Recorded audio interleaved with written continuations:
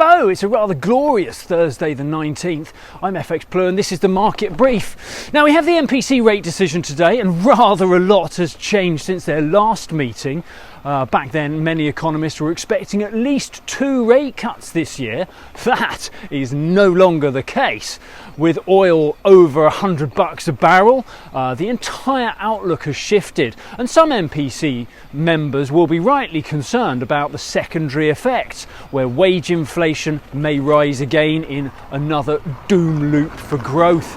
The stagflation risk is firmly back on the table. Or perhaps that should be called Trumpflation these days. Who knows? The paper suggests that Starmer may be on the brink of tasking the British military to help reopen the Straits of Hormuz.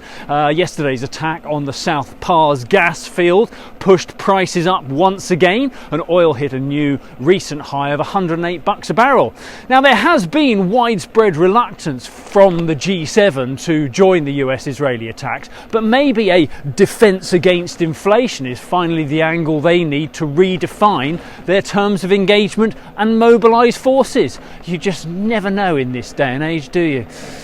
Over in the US, the Fed kept rates on hold yesterday. That was widely expected despite Trump's continuing demands for rate cuts, even with oil over $100 a barrel.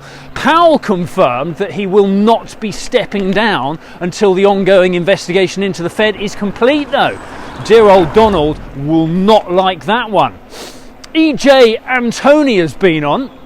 He's the US economist that Trump initially nominated to head up the BLS after he sacked Erica McIntyre or something like that. I can't remember her name.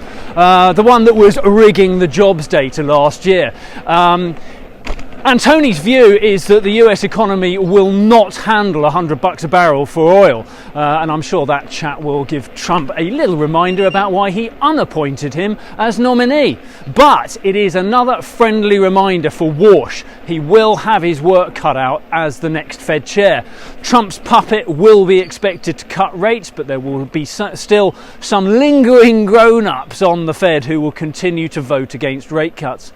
In the market, the dollar index closed up around 100.30 as the conflict rattled markets once again. Sterling opens lower against the dollar, that's around 132.70. We're a little lower against the euro too, around 115.65.